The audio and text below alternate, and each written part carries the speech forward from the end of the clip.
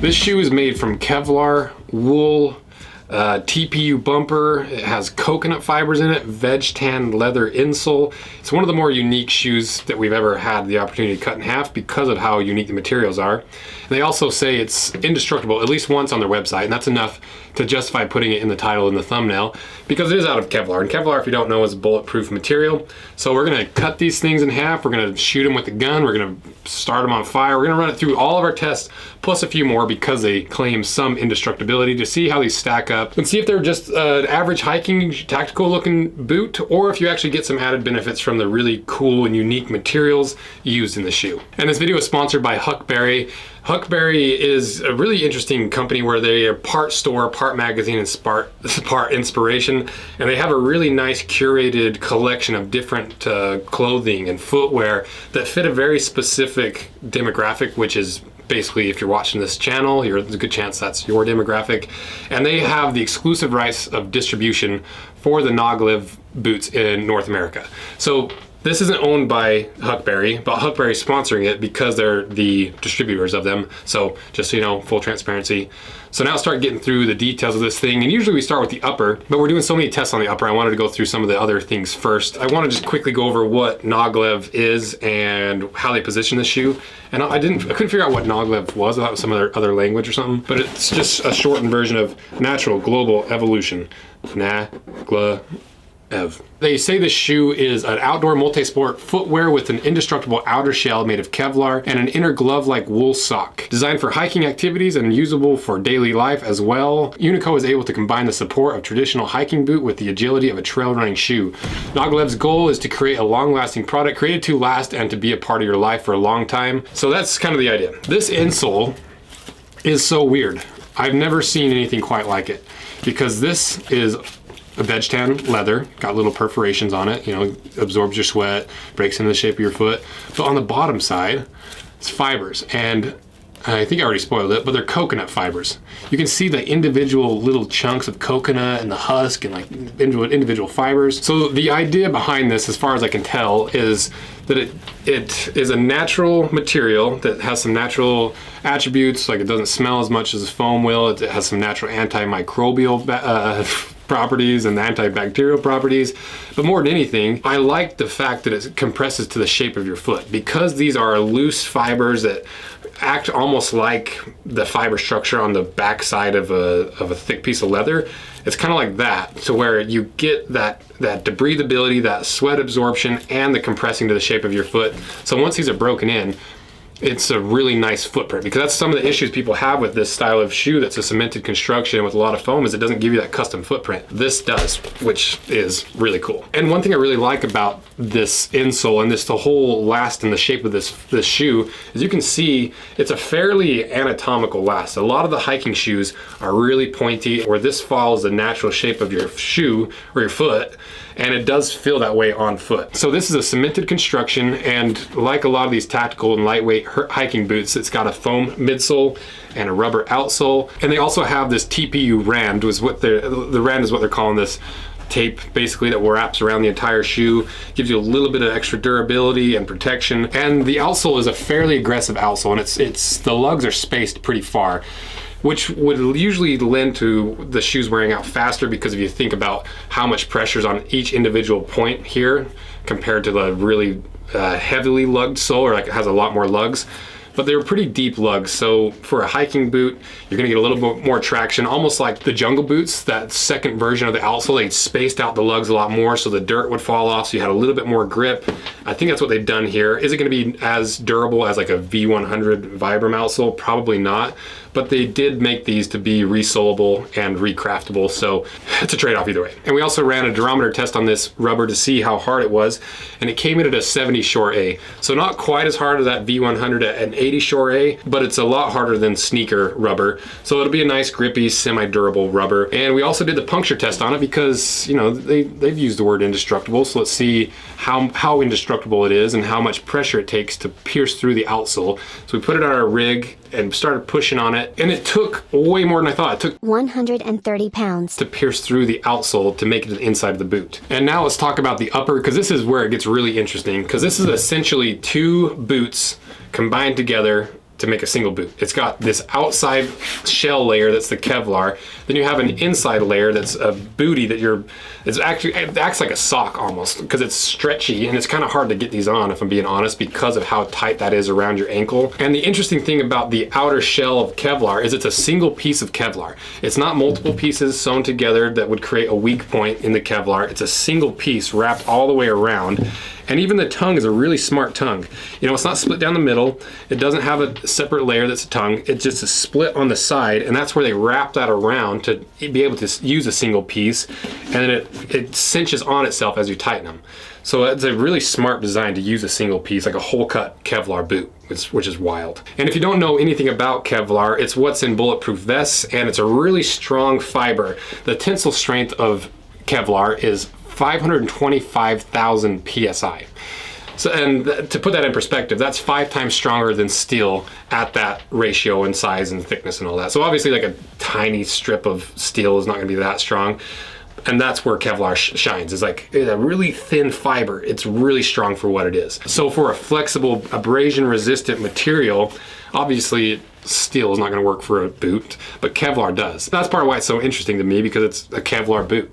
It's just fun. And we also put the microscopic lens on here to show you the pattern and how it's all weaved. And you can see it's a pretty coarse pattern and a fairly unique pattern where you've got those high bumps that I assume are the Kevlar to protect the weave underneath. So you almost have to wear through the high spots of Kevlar to get down to the layer underneath. And that's only half of the boot, because on the inside, you've got a whole other booty on the inside that is made of wool and like kind of like a neoprene almost filling material.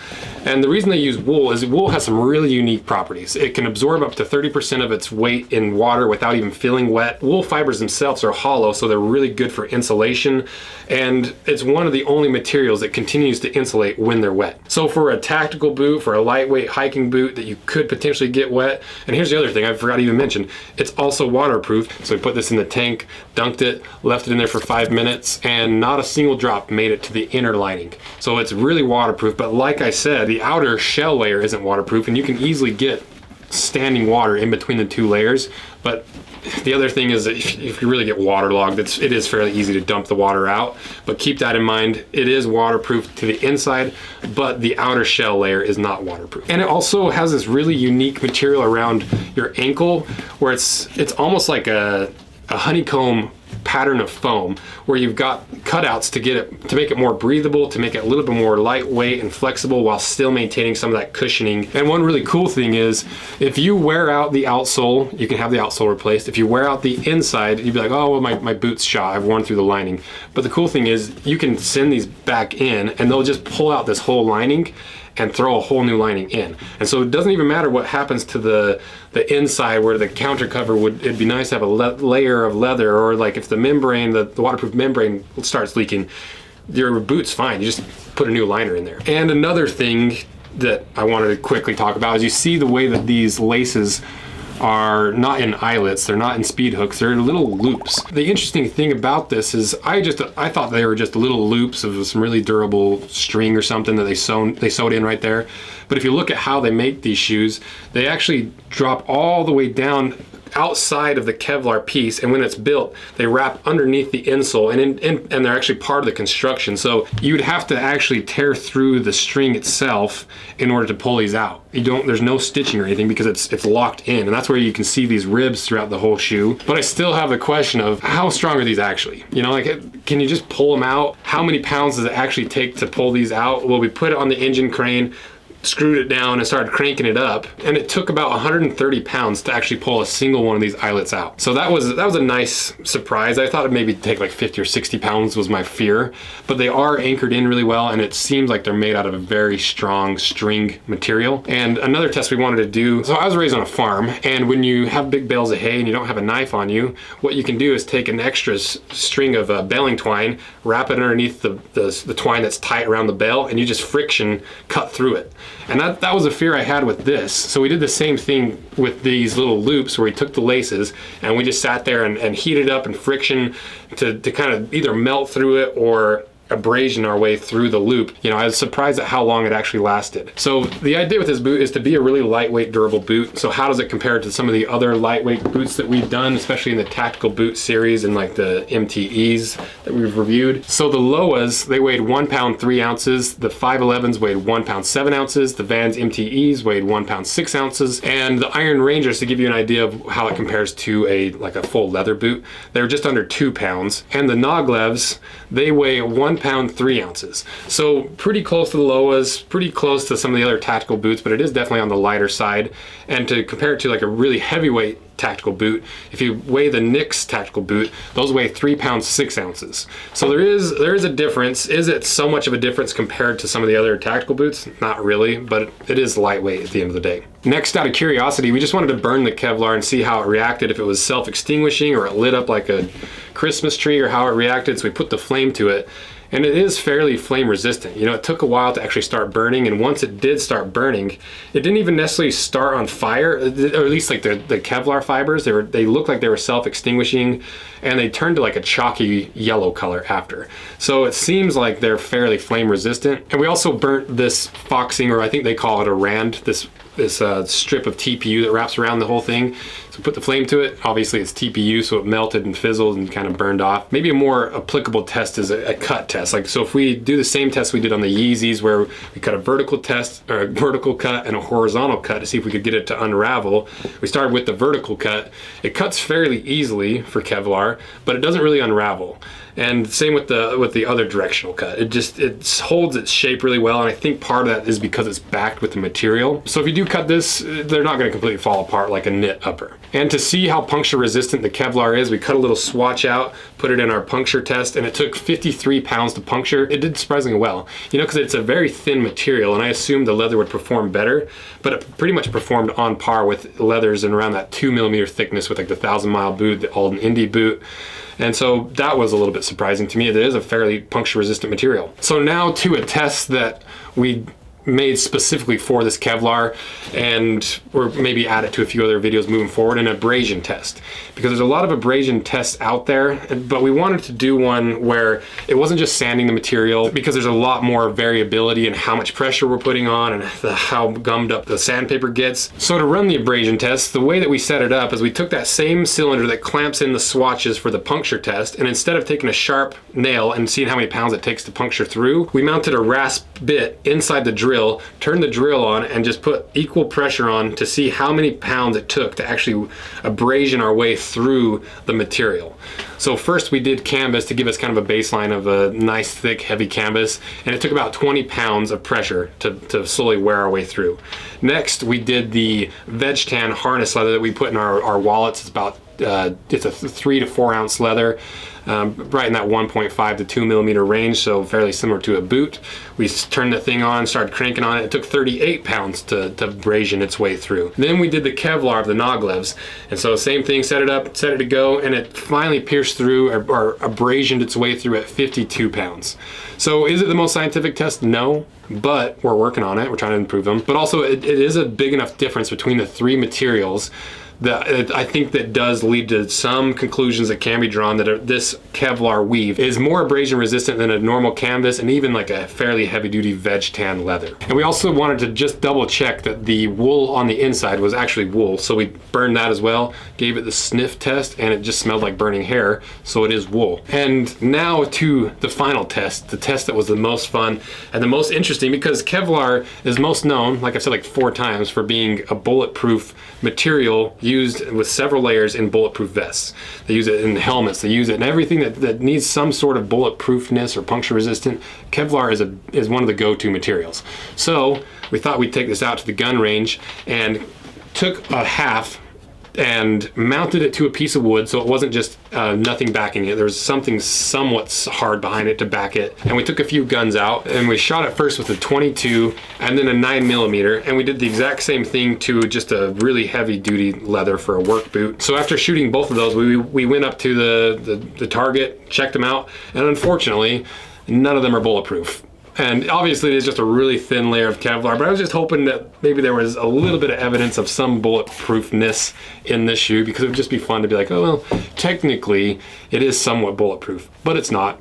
And that's just because it's a single layer of Kevlar, and bulletproof vests have like 50 layers. So now let's cut it in half and see if there's anything else on the inside, and see if we can draw some conclusions as to if this really is an indestructible boot and why it took 130 pounds to pierce through the outsole. So let's cut it in half.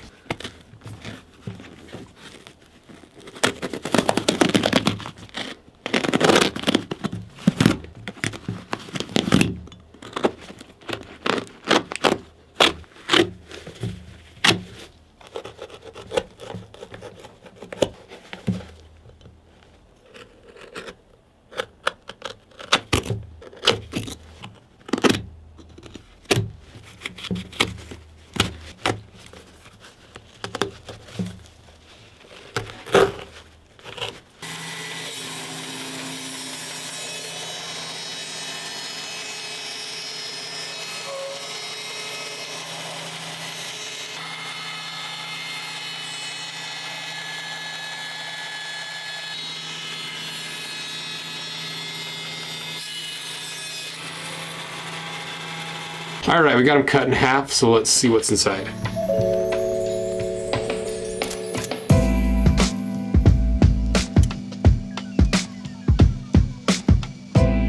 So a fairly simple construction. You know, I thought there would be more on the inside. They said it's a dual density outsole or midsole, but I don't really see two densities in here. You know, it looks like there's a little bit of a different layer in between the midsole and the outsole, and there is clearly a shank in here and like a lasting board and stuff, but I don't see two different densities of midsole. You can see that they're strobel stitched together in the lining, but also underneath of the lining, the outer shell layer also is strobel stitched. So it really is two boots combined into one, and it's just cemented on the insole. But other than the separate lining layer, it is fairly similar to a lot of the tactical boots that we've cut apart, where you've got the composite shank, the foam midsole, a fairly thick outsole. So if you like the feel of a tactical boot, it's going to feel just like all those boots that we've cut apart. It's very similarly built from the sole down, or the insole down. So now overall, what do I think about this boot? I think it's a really cool boot. I love this boot. It's really lightweight. It's really flexible once it's broken in. You have that really unique combination of, and this whole idea of taking the materials that you need to last as long as possible. You're taking these highest quality, most durable synthetic materials like Kevlar and reinforcing everything to make it last as long as humanly possible. But the components that are replaceable, that are reusable, that can be swapped out if you start wearing through some of the materials, they're all these natural materials that environmentally, you can bury them and they'll go back to the earth, and your carbon footprint's lower, all that stuff. But also the natural materials have some unique properties that you can't get from synthetic materials. Like some of the properties we talked about with leather, the coconut fibers, the wool. So they've just done this really unique combination of the highest quality synthetic materials with the highest quality natural materials, chose the best materials with the best attributes for each thing, and just shoved it all in one boot, and I love it. But is it worth 300 bucks? I think it depends on what you value. For me, I think it's worth 300 bucks for me because I like all that stuff. I like the materials, I like the durability, I like the lightweightness, everything. I like this boot more than any of the other tactical boots we've cut apart in this price range because of how unique it is. But can you get a similar hiking boot for less money that's going to perform in a similar way? Probably, but you're not getting what this whole boot is. You're just getting a regular lightweight hiking boot. And then to the final question, is it indestructible? Not really, but it is more indestructible-ish than a lot of the other boots that we've cut apart. It has Kevlar. The lining is replaceable, so it is about as indestructible as you can make a lightweight, cemented, foam-based tactical hiking boot. So let me know what you guys think of this boot, and if you've had a pair of these, what your experiences are in them. And like I said, if you're gonna get a pair of these, pay very close attention to the sizing, because I'm a size 10 on the Brannock. I went with 44, fit me perfectly with just a little wiggle room, so perfect for me. And don't forget to check out Huckberry, where they sell these boots and all their other products that they offer, like the clothing and the other footwear they offer. It's very well curated. So thank you guys. See ya.